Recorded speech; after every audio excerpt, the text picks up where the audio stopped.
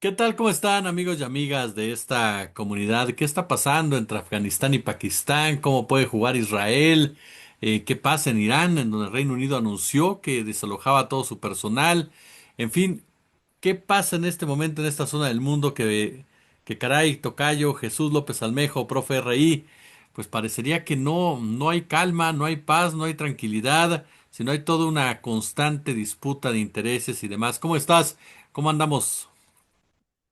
Querido Tocayo, antes que nada, muchas gracias por tu invitación. Siempre un honor participar en tu espacio, tu valioso espacio de entrevistas. Y bueno, siempre también celebro la calidad de tus entrevistas porque siempre lanzas dardos envenenados con muchísima pertinencia. No sé qué tan bonito se haya escuchado eso de los dardos envenenados. Mira, es básicamente esto, donde tú encuentras una problemática estructural, ya sea en un plano nacional, en un plano regional o en un plano internacional, está el anglosionismo, siempre está transversalizado todo. Si es Irán, están los británicos, los judíos de Israel y de Estados Unidos. Si es Afganistán, Pakistán, lo mismo. Si es Irak, Palestina o Jordania, lo mismo. Y si es el tema de Rusia y Ucrania, ahí están metidos. Es decir, en todos los lugares en donde haya petróleo de por medio, gas de por medio, armas de por medio y pedofilia y abuso sexual, también están metidos de por medio. Y hoy en día parece que decirlo pareciera que es antisemitismo, porque es la manera en la que de manera baja vienen y te intentan descalificar. Pero si vamos al tema de Pakistán y Afganistán, resulta que los afganos, los talibanes, tocayo, esos mismos a los que prometió Estados Unidos que iba a derrocar, que iba a debilitar para quitarle las cadenas y el yugo a las mujeres de Afganistán, sufridas mujeres afganas, pues resulta que lo único que les dejó fue mucha infraestructura militar. Se fueron desorganizadamente, vergonzosamente en 2021, ya se van a cumplir 5 años, pero dejaron camionetas, metralletas, lanzagranadas, dejaron mucha munición los estadounidenses al momento de irse y dejaron a Afganistán convertida en una potencia mundial de la exportación de la producción y exportación de la hoja de amapola que se utiliza para la heroína y otros derivados. En ese contexto, pues, hay una línea en la frontera entre Afganistán y Pakistán, tocayo, que es la línea Durant. La línea Durant es estas líneas que arbitrariamente dejaban los británicos, que a su vez eran quienes estaban, digamos, como los señores dominantes en esta región del mundo en el siglo XIX. Y los británicos veían un pueblo que estaba unido, aunque fueran etnias diferentes, y les ponían una línea arbitraria en medio para separarlos. Por el contrario, y obviamente tú sabes que el divide y vencerás viene de la forma británica de colonizar para debilitar a los pueblos y evitar las resistencias. Pero en aquellos pueblos en donde históricamente, por diferencias étnico-lingüísticas, culturales o económicas, había problemas y había guerras intestinas, los británicos audazmente los ponían a todos en la misma nación, de tal suerte que no había resistencia a la ocupación británica porque se estaban peleando. O sea, es decir, quedaban condenados esos países que arbitrariamente les fijó las fronteras el Reino Unido de la Gran Bretaña, porque era justamente para mantener a los que siempre se peleaban encerrados en una jurisdicción y pues estos siguieron peleándose. Pero los que estaban unidos les trazaban arbitrariamente una línea en medio y los dividían. Y esto fue lo que ocurrió con los Pashtun de esta región. Dejaron a unos del lado pakistaní y dejaron a otros del lado afgano. Entonces, los talibanes, en la medida que se han estabilizado después de que se fue a Estados Unidos y que han tomado el control real, operativo de todo el país, dicen, no reconocemos la línea Durant y vamos a conquistar, pues eso que quedó en lo que hoy se denomina como Pakistán. Y Pakistán dice, a ver, somos una potencia nuclear, somos la principal potencia islámica del mundo en términos de armamentísticos. Recientemente firmaron, tocayo, un acuerdo militar, de cooperación militar al estilo OTAN, pero una mini OTAN solo entre Arabia Saudita y Pakistán, en donde los dos países se comprometen a defenderse mutuamente ante ataques a cualquiera de los dos. Serían respondidos por ambos. No sé si Arabia Saudita esté haciendo válido ese acuerdo ahora que Pakistán está en guerra abierta con Afganistán, por lo menos quizás con dinero o con inteligencia o con artillería o con algo, pero Así Arabia Saudita se cubre nuclearmente con el paraguas de Pakistán y Pakistán se cubre económicamente con el paraguas petrolero de Arabia Saudita. Y ahí ves a los británicos, al anglosionismo que yo denomino, esta unión de Reino Unido y Estados Unidos trabajando para Israel y no al revés.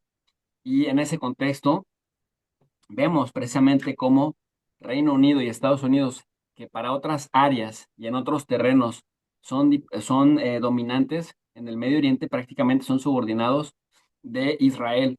Porque esto es relevante y porque esto es importante para la guerra que le van a hacer a Irán y que parece que va a ser la guerra del Ramadán. Bueno, porque Pakistán es la única potencia islámica que tiene armas nucleares y se habla de que Pakistán en algún momento estaría del lado de Irán, estaría respaldando a Irán, a menos que Irán se equivoque y ataque a Arabia Saudita, que es aliado militar de Pakistán.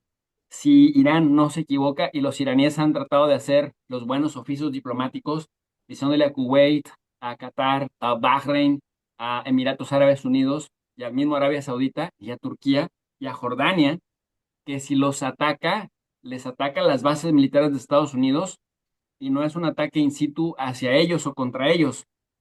Les dice, no se malinterprete esto, es que consideramos que ese sería territorio estadounidense y si desde ahí nos agreden, entonces ahí responderemos. Y en ese sentido, también Irán intenta no perder, digamos, la amistad de Pakistán, que últimamente Pakistán le ha hecho el juego a Estados Unidos en todo sentido. Y hoy, este 27 de febrero de 2026, Donald J. Trump ya le correspondió la cortesía al primer ministro de Pakistán diciendo que tanto él como su ministro de Defensa eran dos personas en la región a las que Trump respetaba muchísimo y que definitivamente en esta guerra contra Afganistán, Trump estaba abiertamente del lado pakistaní, con lo cual te indica que la estrategia es ir dejando a Irán sin alianzas, porque pues ya el hecho de que Estados Unidos tenga bastantes bases militares en la región, pero que los países hayan dicho que no podían permitir que Estados Unidos usara su espacio aéreo, su territorio o sus aguas para agredir a Irán, pero que de todo modo le están permitiendo, tocayo, tener ahí sus aviones, llevar más aviones, llevar artillería. Es decir, lo único que dijeron es no, pero sí. Es decir, de besito en besito los van aflojando. Y en ese sentido, pues, en ese sentido, Irán parece que sí se va a animar a atacar. Ya presentó el Ministerio de Defensa de Irán un reporte en donde dice, bueno, pues mira, a la base de Qatar en Al Udeid nos tardamos 4 minutos en pegarles un bombazo. Y los iraníes desarrollaron la capacidad, tocayo, de estar lanzando un misil cada 12 minutos.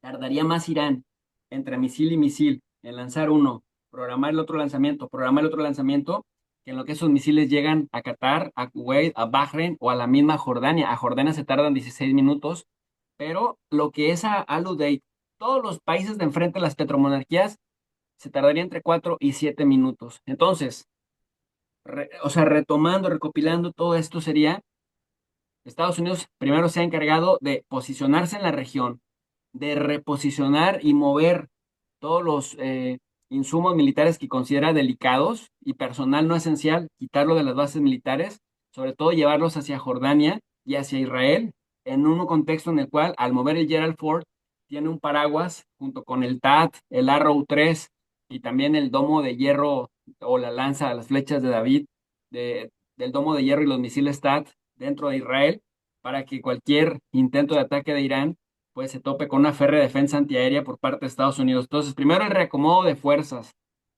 el llevar la Gran Armada al Mediterráneo y al Golfo de Omán. Y en tercer lugar, el dejar a Irán sin aliados o el tratar de mermar las relaciones de Irán con los vecinos para que al momento de la guerra sí se le permita cierta logística. Lo que Irán dice es, nosotros recibimos impactos de ustedes y el Ayatollah Khamenei, perdóname, Ali Khamenei, también ha permitido pues nuevos blancos de ataques tanto en Israel como en la región, dicen ellos, en blancos que se mueven como en blancos que están totalmente fijos. Y aquí el tema es que Trump, con una popularidad tan baja, tocayo, con la economía hecha añicos, intenta dar golpes y capitalizarlos, golpes como le gustan, superficiales, que no representa ninguna mejora para su base de votantes, pero que lo tienen bastante, bastante mal. Aquí la pregunta es, ¿qué va a pasar con Trump y quienes le están apoyando en esta guerra ridícula si, aunque derroten a Irán, Irán logra bajarle, hundirle portaaviones Gerald Ford o el Abraham Lincoln, y además le hunde algunos destructores y le destruye bases militares en la región? Me parece que es una ecuación bastante interesante que tenemos que observar con mucho cuidado. Oye, ¿y cuál sería en este marco el papel de Rusia? Porque si derrotan Irán, pues estarían ya prácticamente a las puertas de Rusia. Tú corrígeme. ¿A Rusia le conviene un conflicto de esta naturaleza o Rusia sigue esperando este gran acuerdo que anunciaron hace tiempo de minerales con Estados Unidos? ¿Cómo entendemos también esa reconfiguración? Mira, así como a Volodymyr Zelensky le afectó muchísimo que Israel se volviera protagonista con el tema de Gaza, porque tú recordarás, y si leemos la hemerografía del año 2022, todo era Jordania, perdón, todo era Ucrania, Ucrania, Ucrania, ayudas multimillonarias a Ucrania, y pues Netanyahu le robó paradójicamente protagonismo al otro judío sionista llamado Zelensky, y al robarle protagonismo le empezó a quitar apoyos estratégicos que se fueron para Israel, y en aquellos paquetes multimillonarios que aprobaba el Congreso de los Estados Unidos, ya no todo era para Ucrania, sino ahora se tenía que repartir con Israel. Si hacemos esta analogía, como la planteas, Rusia, Irán, paradójicamente a Rusia le conviene que Estados Unidos se entretenga, que Estados Unidos se desangre en el Medio Oriente. ¿Por qué? Porque entonces Estados Unidos literalmente termina de soltar Ucrania, deja Ucrania para los europeos. Los europeos ahora lo único que tienen bueno y fuerte es la lengua. Uno, para lamerle los zapatos a Estados Unidos, y dos, para hablar y para decir que pueden derrotar a los rusos.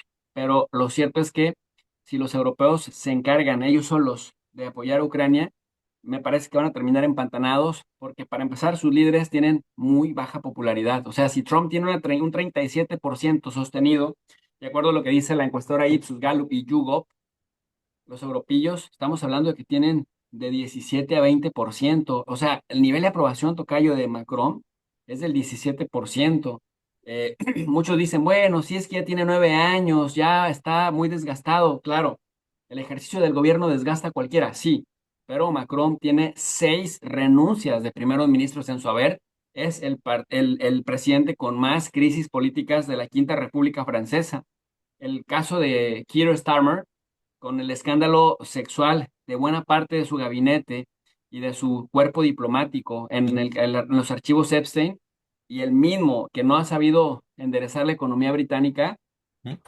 Si Richie Sunak era más impopular que el impopular Boris Johnson, pues parece que hoy Keir Starmer está empezando a ser más impopular que Richie Sunak, que ya, por decirlo menos, pues es una tragedia, una calamidad.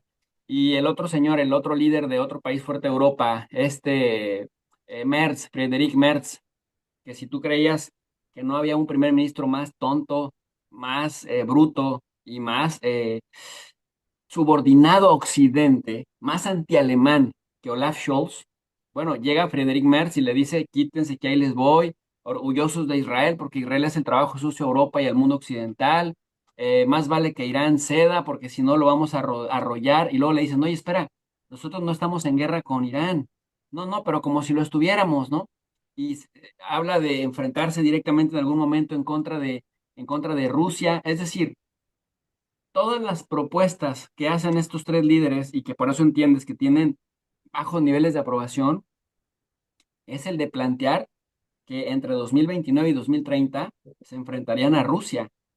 Nada más que si Estados Unidos en este 2026 se desgasta en Irán y sale mal parado, y si Irán sí logra bajarle portaaviones, logra destruirle aviones, logra pegarle durísimo a Israel y logra destruir bases militares estadounidenses en la región, me parece que Estados Unidos sufrirá un gran retroceso militar en términos de posicionamiento efectivo.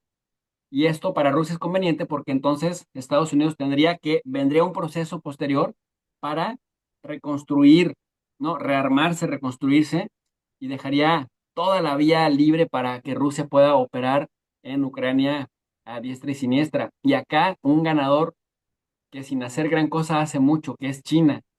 China no suelta económicamente a Rusia, no permite que Rusia colapse económicamente, tampoco es que le lance ayudas decisivas para que Rusia gane, porque tampoco necesita China a una Rusia demasiado fuerte, porque aunque circunstancial y temporalmente son aliadas, pues también han sido rivales muchos años. Y por otro lado, el tema de mantener a Irán con información de los movimientos estratégicos que están haciendo los portaaviones estadounidenses y el traslado de radares y traslado también, tocayo, de baterías antiaéreas que serían el equivalente a los S-400. Mira, acaban de bajar los iraníes por guerra electrónica un dron de reconocimiento, el Tritón, estadounidense, que nada más hay 20 en todo el mundo. Es un dron que cuesta como unos 230 millones de dólares, entre 180 y 230 millones de dólares, dependiendo, digamos, si es muy austero o si es completo, ¿no? Como los carros. Nada más hay 20 en el mundo. Este puede volar a 15 kilómetros de altura sobre el nivel del mar con una rapidez enorme y tiene 24 horas de autonomía. Los iraníes lo bajaron. O sea, este es de los que empiezan a hacer guerra electrónica. Los iraníes tecnológicamente han derrotado a este dron, lo bajaron y es probable que repliquen la tecnología o que ese dron termine en China, porque al parecer lograron hacerlo con ayuda tecnológica de China y de Rusia. Rusia le ha estado apoyando a los iraníes con el tema del Starlink, a darle la vuelta al Starlink, porque aprendieron esto en la guerra en Ucrania, y entonces le ayudan, pero lo suficiente para que se mantenga de pie, pero para que pueda también debilitar a los adversarios, porque sí, cierto, o sea, saben que si cae Irán pronto y fácil, los siguientes son los otros. Pero si Irán logra dar una batalla titánica como la que está prometiendo, el que se va a desgastar es Estados Unidos. Europa en estos momentos está en la peor crisis de credibilidad, en la peor crisis política de su historia, de la historia posterior a la Segunda Guerra Mundial, y me parece que hay una gran oportunidad para que se están, digamos, arreglando todo el escenario, tocayo, para que se dé la caída drástica de Estados Unidos como hegemonía solitaria y China demuestre que tiene la capacidad de sacudir incluso sin tirar una sola bala, ¿no? Haciendo que sus aliados estratégicos no caigan. Y esto en este momento es favorable para Rusia porque Rusia entonces, si Estados Unidos suelta Ucrania por dedicarse a Irán, deja toda la viada libre y Putin recientemente acaba de declarar que reconocía que no habían, tocayo, efectivamente, cumplido hasta ahora los objetivos en Ucrania, pero que van a redoblar esfuerzos para cumplirlos. Y eso te dice que pues va para largo. O sea, Rusia no piensa parar pronto. Mi tocayo, Jesús López Almejo, profe Reí, doctor, siempre un honor escucharte, querido, y aprender de ti. Muchísimas gracias por compartir tu conocimiento aquí en la comunidad, oye. Al contrario, muchas gracias por la invitación. Te mando un abrazo.